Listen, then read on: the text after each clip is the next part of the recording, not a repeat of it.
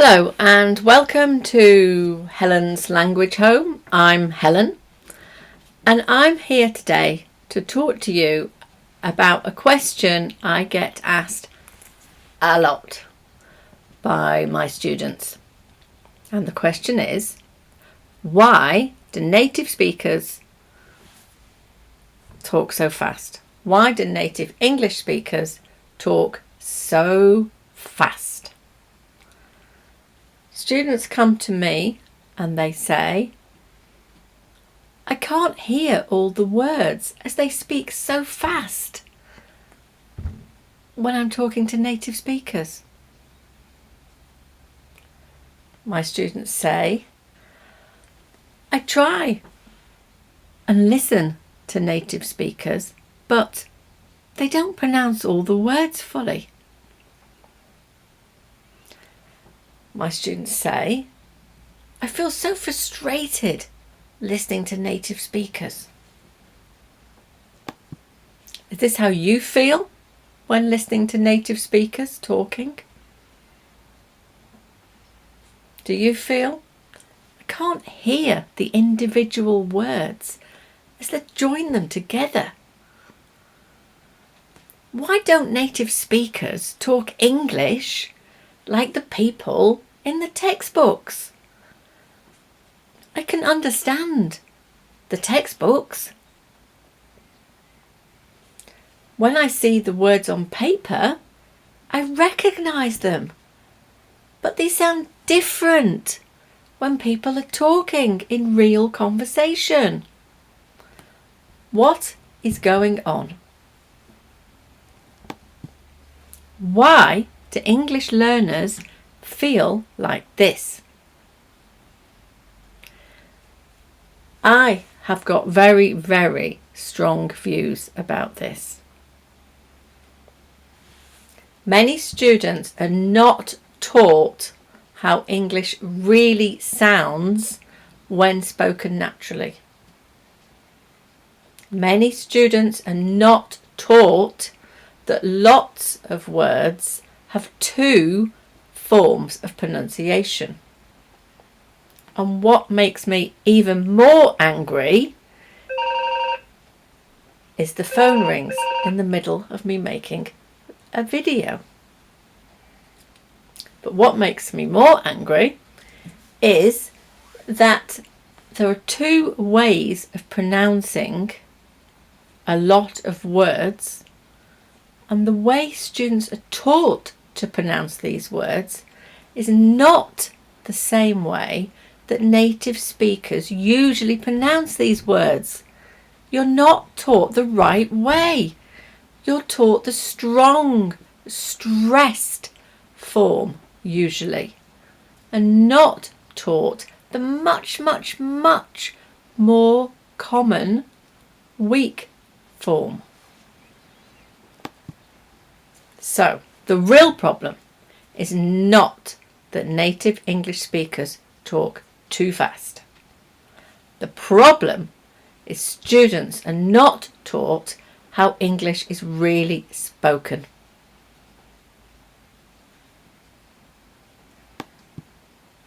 Look at these two very, very common phrases that you will hear if you travel in an English-speaking country.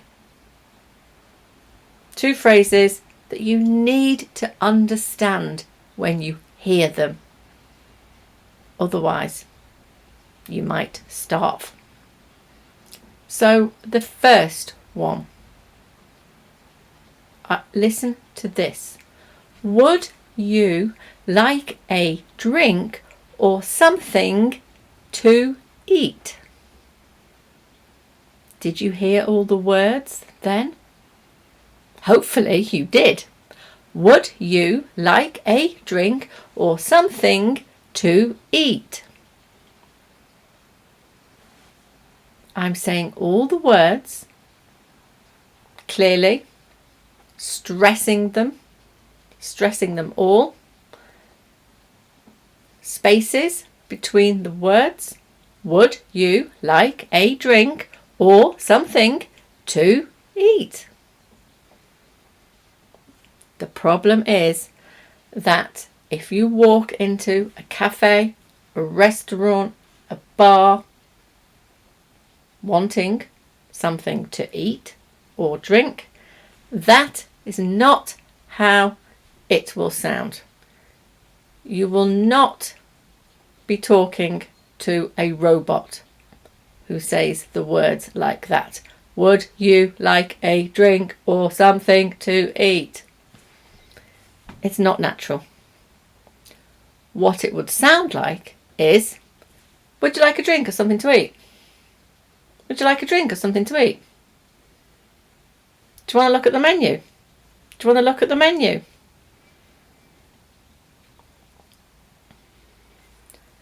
So it's real, everyday spoken English does not sound like a textbook.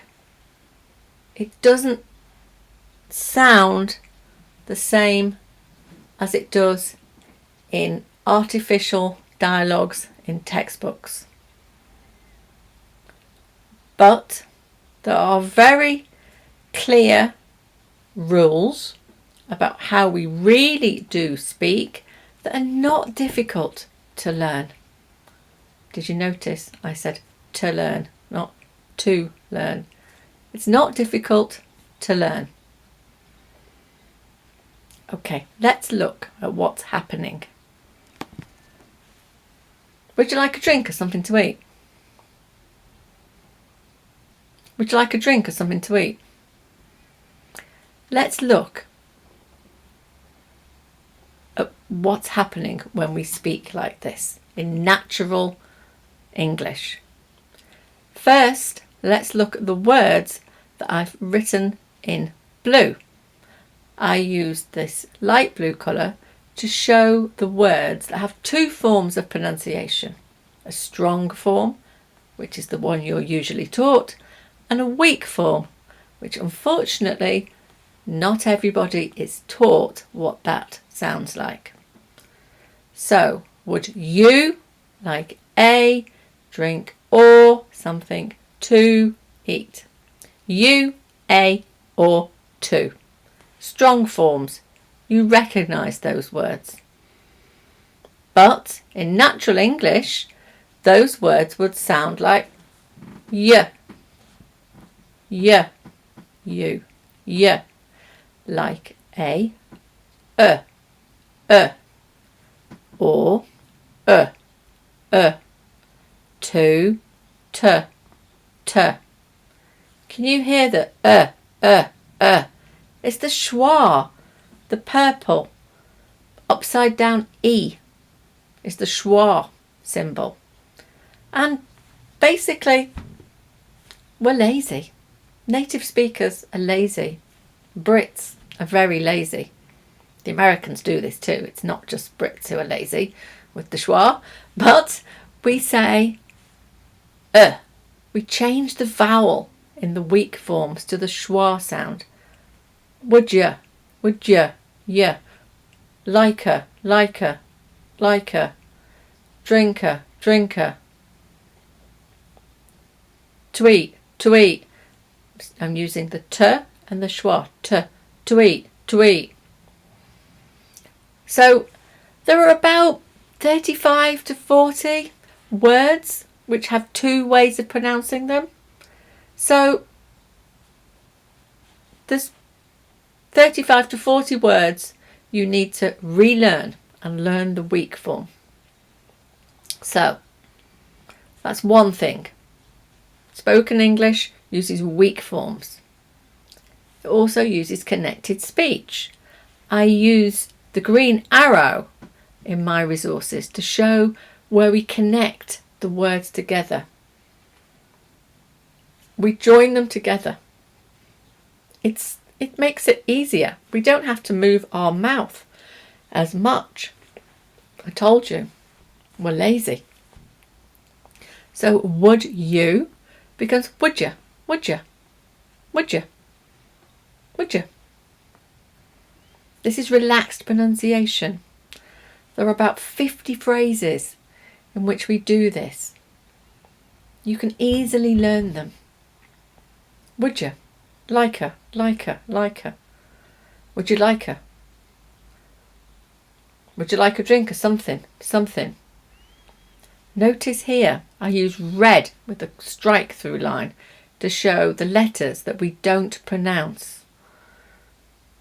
It's very, very common that we don't pronounce the G at the end of words with the ing. We say in.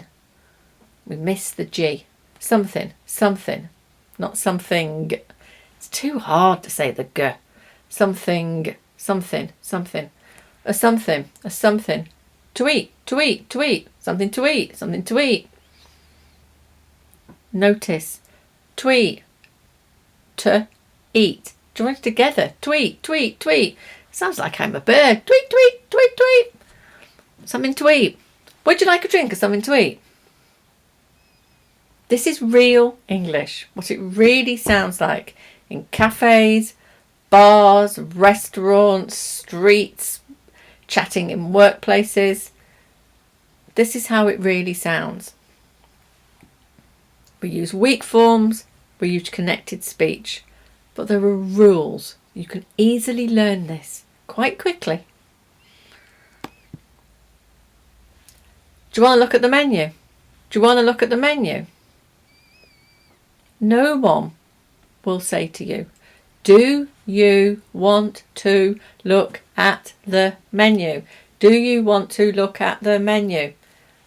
That's a robot. People will say, do you want to look at the menu? Same rules of connected speech apply. Do you to at the strong forms.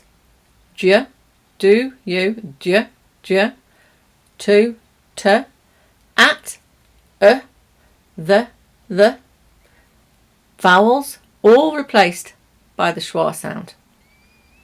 And the words are linked together. Do you are linked together, and in weak pronunciation become j. Again, there's 50 or so of these phrases which you can train your ears to recognise that when you hear j followed by a question, followed by want, do you want? You know it's do you. J. Want to. Again, relaxed pronunciation. Do you wanna? Do you wanna? Look at the. That all joins together. I'm lazy, so I only pronounce the T once. I do not say look at the. I say look at the, look at the, the, look at the. Do you want to look at the menu? So, to understand why English sounds fast, you need to understand the rules of connected speech, how we do connect it together, and we do change the sounds of words, of the most common words. We use the weak form, which you need to learn and train your ears to recognise it. But it's not difficult to do this. It really isn't. So, to understand English as it is spoken by native speakers, you need to, number one, listen to English as it is really spoken by native speakers. That makes sense. You need to listen to real, everyday English. But if you do that, if you listen to people talking in the street, if you listen to films, movies, listen to BBC News, it's hard. You can't hear the words. It sounds fast. It sounds joined together. So what you need is to listen to English as it's really spoken. and listen to resources with transcripts. So you can listen and then later listen and read the transcript together. Okay. But you also need more than that. You need to also understand why it sounds fast and connected, to understand which words are linked together. What are the rules? Why can we link want to be wanna? What did you to what did you? You need to learn these rules of relaxed pronunciation. And this is what I do with all my resources. So you need to understand the rules of connected speech. You need to recognise the 35 plus words that have two forms of pronunciation. You need to understand how we use the schwa sound in relaxed pronunciation and the 50 phrases that we do that. Wanna, gonna, coulda, all those phrases. You need to retrain your ears to hear English as it's really spoken. I use a key in my resources, like you've seen, the red strike through, letters that don't get pronounced. Did you hear when I said don't get pronounced?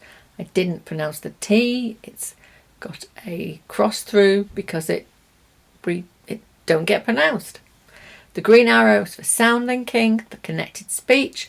Light blue is the weak form of words, not of words. Dark blue is for contractions like I am, I'm, I will, I'll, I would, I'd. I use dark blue to show you that. And the pink is for any colloquial or regional language that I introduce in my advanced resources. Okay, so I hope that was interesting and useful. So, is it difficult to hear all the words when native speakers are talking to you?